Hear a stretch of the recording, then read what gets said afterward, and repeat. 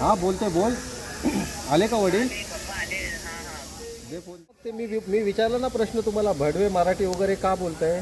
मराठी माणूस काय करतो हे मला सांगू द्या. तुम्ही कमेंट का चुकीची केली ते मला सांगा. मला तर मराठी माणूस काय काही होऊ दे ना. तुम्ही भडवे का मराठी बोललात, भडवे मराठी का बोललात, तुम्ही हा शब्द का वापरलात?